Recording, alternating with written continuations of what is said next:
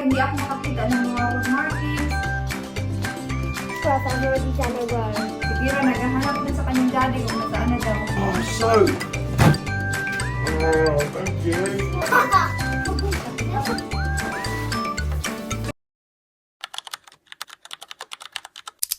Yung buhok ko ba kagabi, gisalapid na ako. Ano ba yung salapid sa sa Tagalog? Basta pag ginanito ko ba, sumalikot yung cellphone ko. So anyway, patapos na ako magkape. Nagluto din ako ng rice kasi may work ako ng 10 to 2. So kailangan kong kumain.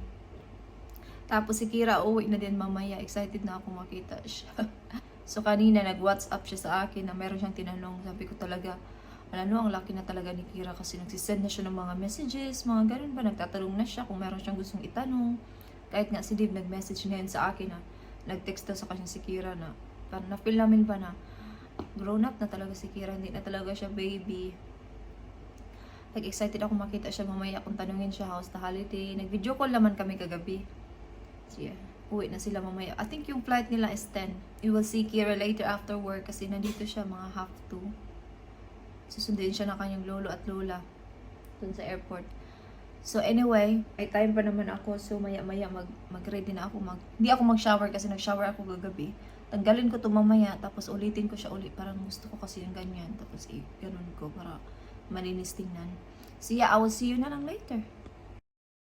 Hindi maganda yung angle ko. Okay na yan. So nag-cut lang ako ng sibuyas, tapos itong hindi nyo makita, beef, kasi gusto kong high protein, kasi tapos na yung London, tapos na tayong kumain ng mga prito, I mean, hindi naman talaga to totally healthy, pero at least high protein ba. Pag nag-work ako, gusto ko talagang kumakain, para hindi ako gutumin ba. Alam niyo ba, napansin ko, pag kumakain ako, tapos busog ako, no? Tapos feeling ko gusto ko ulit kumain. Tapos pagkakain ako ng matamis, nagugutom ako. Napansin nyo ba? Pag matamis yung kinakain mo, mas nagugutom ka lalo. Kaya tinatry ko talagang kumain ng protein, high protein like beef. Kasi pag kumakain ako niyan, matagal akong gutumin. Kasi yung nangyayari, parang nagpa-fasting ako ba? I mean, hindi naman ako nagda-diet kasi gusto ko nga mag-gain ng weight. Pero yung mahirap kasi, kumakain ako, ang ano ko din, galaw din ako ng galaw. So, yung energy ko, nakukuha agad. So, ibabad ko lang muna yan sa toyo while mag-ready ako. Tapos, pag mga, anong oras na ba? 8 pa lang. So, mga 9, mag-start na ako magluto nito. So, ready na ako. Madali ang makeup para presentable tayo, no? Naka-on siya while nag-ready ako ba? Ninaan ko lang. By the way, kagabi nag-driving lesson ako.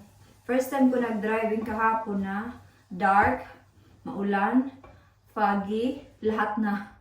Kahit yung instructor ko sabi niya, this is hard. Like, but it's good for me daw to get used to the weather na ganyan daw. Pero, may nag-message. Grabe talaga, hindi ako makakita ng mga road markings. Kasi ginaganyan ko yung mata ko. So, dapat extra careful ka talaga pag nagde-drive ka sa gabi. Tapos madilim. So, anyway, pag kumakain ako nito, gutumin ako niyan mga 4 na ng hapon. So, pag gutumin ako, magkape lang ako. Tapos, maghintay na ng dinner. Hindi ko alam kung ano yung i-dinner namin mamaya. Pag-isipan ko pa kung ano kasi nandito si Kira mamaya. Katatapos ko lang kumain, mag-lipstick lang muna ako. Tapos magmadali ang vacuum muna kay maaga pa. Meron pa man akong 20 minutes. Oh, nagsami na. Ito yung MAC na taupe. Paborito ko to. Kasi pang everyday lipstick ko talaga to. Hindi masyadong over yung kulay ba.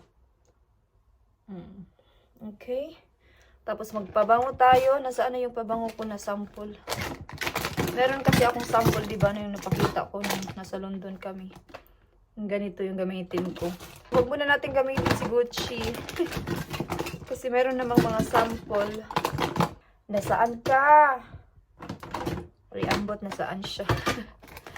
Wait lang. Dalhin ko to sa work para Nagpabango ako bago ako bababa. Mabango talaga to eh. Kahapon ba? Dun sa driving ko, naamoy ko yung sarili ko sa loob ng sasakyan. Kasi ang bango niya. Sana ito na lang yung binili ko. Meron ako nitong brand na to before. Yung maliit lang siya, 30 ml.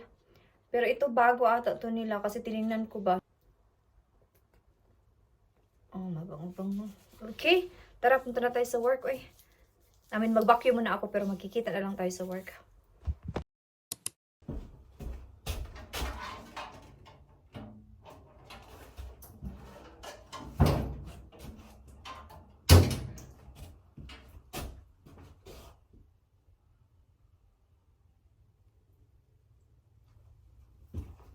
So, I will see you na lang mamaya after 2. Bye-bye! So, mag-clock out na tayo. Busy today. Marami nang bumili ng pang-Pasko. Yung friend ko nasa baba na din kasi magkape kami. Kasi birthday niya bukas. Clock out. Log out. Done. So, I'll see you na lang sa bahay, guys. Bye-bye! Last row done. I don't know how to do this game. Bruv, I've already done a row. Up the stairs, me.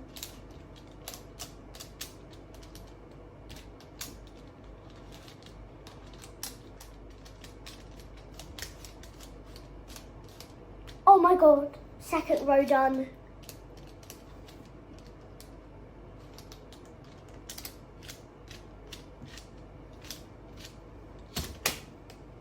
You sure?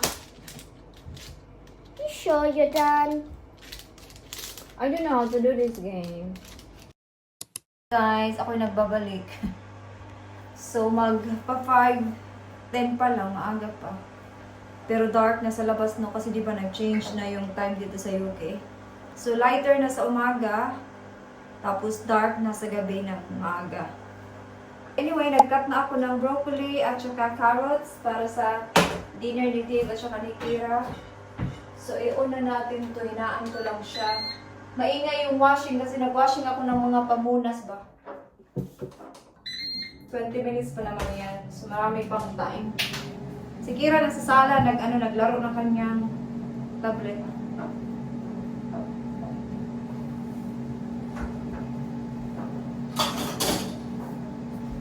Hindi ko alam kung ano yung kakainin ko. Pero nagluto ako kanina ng rice, diba? So baka mag-rice ako. Hindi ko alam. Or siguro pasta na lang. Kasi may pasta ako dito kagabi. Ito o yung sobra ko kagabi, hindi ko naubos. Baka yun na lang yung kainin ko. Ito yung cake namin kanina. Kasi after ko mag-work, pumunta dito yung friend ko kasi birthday niya bukas. So nagkape kami. Sige, pauwi na din. Mga 25 minutes yun, dito na yun siya. So sa work kanina, busy na siya. So nag-start na talagang bare months ba, yung marami nang bumibili ng cards, Christmas wrapping paper, mga ganun, basta all about Christmas. So mayroon kaming mga bagong schedule na naka-publish kanina umaga, so may 3 weeks kami na naka-publish na. So yeah, so yung rotas namin is available till 2nd week of December. Yung hours ko is marami. Pag mga ganitong times, marami talaga yung oras na binibigay sa akin ng aking manager. Tapos yung isa kong ka-work din. So kami talaga yung dalawa yung maraming oras pag busy times. So it's good kasi di ba, kailangan natin ng maraming oras, especially magpapasko, di ba? Tapos mag-holiday pa kami next year. So more hours, better money. Although hindi naman like full-time money, pero at least ba, as a part-time, good din na merong mga extra. Starting to be really busy now, which is good para madali din yung oras ba. May work na naman ako bukas, 11 to 5:30 ako bukas. And then, I think Saturday. Pero sa Sabado, 3 hours lang ako, so it's not bad. Si Dave at saka si Kira, gagawa sila mamaya ng oats at saka lunch ni Dave sa work. So, i-vlog ko sila mamaya. Hayaan ko lang mag-vlog mamaya. Si Kira naghahanap na sa kanyang daddy kung nasaan na daw. Hindi ako gutom kaya magluto na lang ako ng scampi at saka chips. Yun na lang yung i-dinner ko. Kung gutumin talaga ako mamaya, magpasta na lang ako. Pero hindi kasi talaga ako gutom. Kasi di ba kumain ako kanina ng rice at saka beef. Tapos ito pa. So, busog ako. Kung gutumin ako mamaya, magkanin na lang ako. O yung pasta nga. Ang bilis talaga ng panahon, no? Magpapasko na. Grabe, no? Parang, basta, ang bilis talaga. Parang kakapasko lang. Tapos Pasko na naman. Diba, no? 2026, 2025 na ulit. Grabe. Ang bilis. Mabilis talaga tayo tumanda nito, no? Kaya skincare is life para medyo mag-slow down na be. Nandito na si Dave.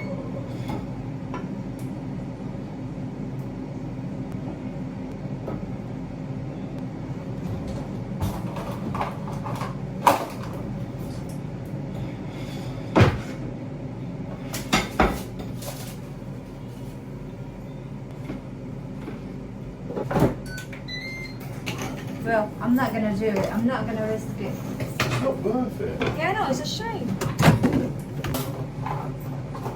You need to use that cooked chicken there. For like wraps or something. Yeah?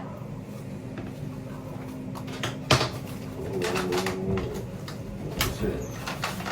That's Kira's present from holiday. Oh, soap! Yes! Smell it. Oh, thank you. Smell it. Oh, that's awesome. Oh, and this is made out of donkey milk. It smells really good. I have It's white made one. out of donkey milk. That doesn't matter. It smells lovely. I have white one do you as know well. what? I like donkey milk then. Oh, you smell good. Next time I go to France, I'll get you another one. Yeah.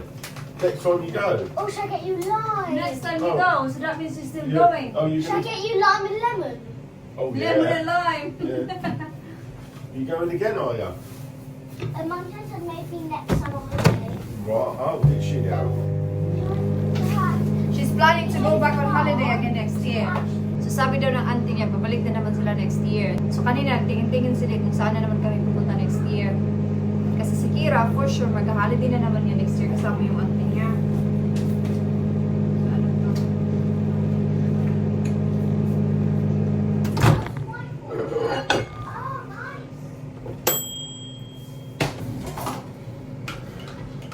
Bob, can you please wash your hands?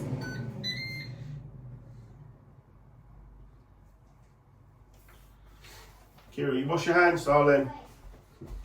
This is your favorite dinner and Daddy's favorite dinner. Yeah. Right. Hang on. So, put that one on for her. Yeah. Paborito nilang dalawa to. Oh. Yung mash at saka sausage, veg at saka gravy. So kakain na sila. Yung akin naman is, ulitin ko ulit. Yung akin mga 10 minutes na lang yan. Oh,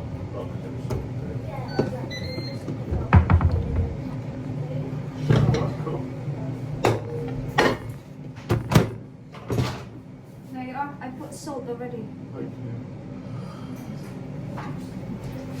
So yeah, kakain muna kami.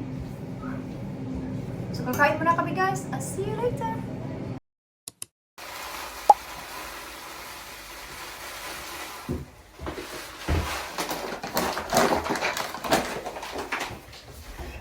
Could I have white lips?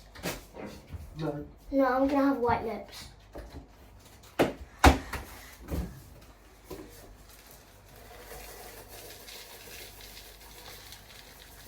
Right, cut the banana and put it in, please. I wish my wand. I wish my wand would work. Abracadabra, make her stop talking. That's not spelled.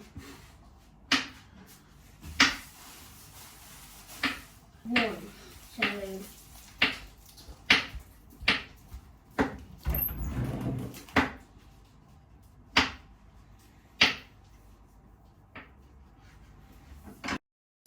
Mag-chill na tayo no, kasi tapos na tayo sa ating gawaing bahay. Skincare. Pakita ko lang sa inyo itong binigay ni Kira galing sa kanyang holiday. So, sinulatan niya dito ng mom from Kira. Meron din dito si Dave, meron din yung grandma niya. And I think yung ganda din niya. So, bar soap. Gustong gusto ni Dave yung mga ganito. Kaya binigyan siya ni Kira. Hindi ko muna ito gagamitin. Tago ko lang muna ito. Nasa parto na sila.